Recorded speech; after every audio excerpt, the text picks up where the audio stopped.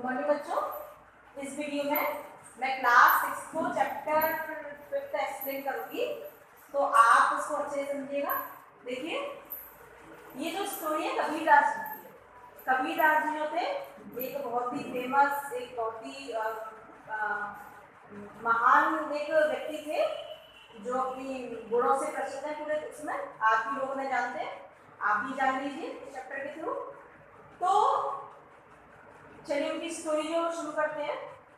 देखिए बच्चों, ये नहीं पता कि कबीरदास जी का जन्म किस परिवार में हुआ, किस कुल में हुआ, वो जन्म से किस जाति के थे, किस धर्म के थे, कुछ नहीं पता। उनको क्या था कि वो एक व्यक्ति था नीरू नामक, जो जुलाहा था। जुलाहा यानी कपड़े का काम करता था। कपड़ा यानी कि वो कपड़ा बुनने का या फिर चमड़े का काम, इस तरीके का वो काम करता था। और बाय कास्ट वो एक मुसलमान।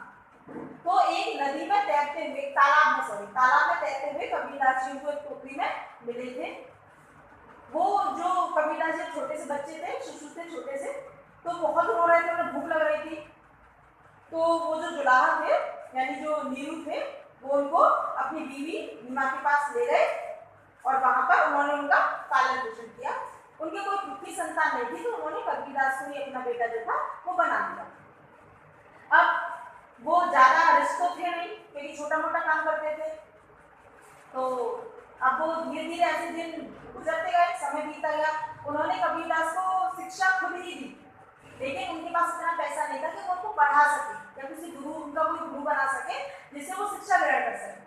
और बाय कास्ट को मुसलमान भी थे, ये भी दिक्कत थी। पहले ब्राह्मणों को तो उच्च कुल का माना जाता था, और बाकी जो कास्ट थी उनको ऐसा नहीं माना जाता था। तो ये होता था पहले हमारे देश में।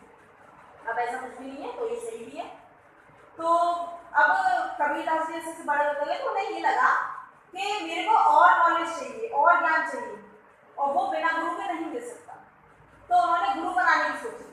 तो उस समय सबसे फेमस जो गुरु थे, जो सबसे महान माने जाते थे, सबसे अच्छे टीचर माने जाते थे, वो रामानंद जी थे। तो कबीरदास ने सोचा कि मैं रामानंद जी का ही शिष्य बनूंगा। लेकिन रामानंद जी भला एक मुसलमान को क्यों शिक्षा देने लगे? तो उन्होंने कुछ सोचा। रामानंद जी जो थे वो सुबह गंगा जी से स्नान करके आते थे, अंधेरे अंधेरे, यानी सुबह स्नान करने का टाइम होता है ना 4 बजे, 4:15 बजे, मतलब ये जो भी टाइम होता है उस समय अंधेरा होता है। तो रामानंद जी अंधेरे में भी गंगा जी से स्नान करके आते थे। कबीरदास जी ने क्या किया कि वो मंदिर की सीढ़ियों पर लेट गए।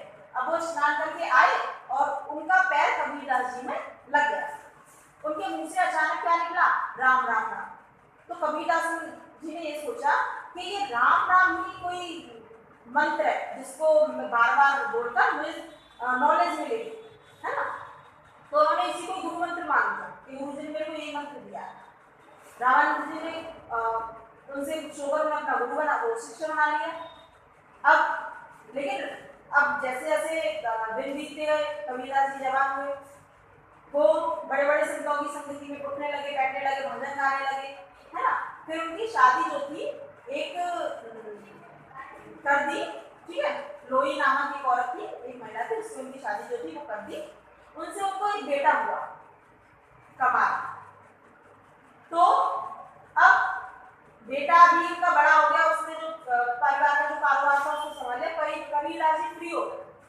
अब उन्हें भगवान को, मतलब भगवान के में समय बिताने लगे, उन्हें और ज्यादा ज्ञान अर्जन करना, ठीक है। तो वो कभी किसी संत के उसमें जाते, कभी किसी ने, इस तरीके से वो उठने बैठने लगे। उन्होंने बहुत सारे दोहे लिखे, है ना, बहुत सारी। एक बीजन नामक एक वो है उनकी रचना, जिसको 3 भागों में डिवाइड किया है, ठीक है। तो साथी समुद्र में इस तरीके से 3 भागों में उसको डिवाइड कर दिया है। वहां पर कबीरदास की जो पूरा जो उन्होंने लिखा है वो सब कुछ मिलता है। कबीरदास जी राम नाम जपते थे, राम नाम बोलते थे, लेकिन उनका मतलब उन राम से नहीं था कि भगवान दशरथ के पुत्र राम है। उनका मतलब तो उस राम से था जो इंसान के अंदर है, जिसको इंसान ढूंढने के लिए होता तो इंसान के अंदर है। वो राम इंसान के अंदर है, यानी वो भगवान इंसान के अंदर है, लेकिन इंसान उसे ढूंढने के लिए मस्जिद जाता है, मंदिर जाता है, पता नहीं कहाँ भटकता है। तो कबीरदास जी इस भक्ति को बेकार मानते थे। उनका अंदर ये था कि जितना हो सके भगवान को प्यार करो, ये नहीं कि भगवान की पूजा करो। भगवान की पूजा करो, लेकिन भगवान को याद करो, भगवान की सच्ची प्रार्थना। भगवान के पास क्या नहीं है, उनके अकॉर्डिंग भगवान के पास सब कुछ है। हम भगवान को जल चढ़ा रहे हैं, भगवान को भोग लगा रहे हैं, क्या भगवान के पास है नहीं? भगवान पूरी दुनिया को देता है ना, तो क्या वो अपना नहीं ले सकता? लेकिन ये तो लोगों की श्रद्धा है। लेकिन कबीरदास जी के अकॉर्डिंग ये था कि भगवान को जितना हो सके याद करो, उनको प्रेम करो, अपने से ऊपर मानो, वही ईश्वर की सच्ची भक्ति है।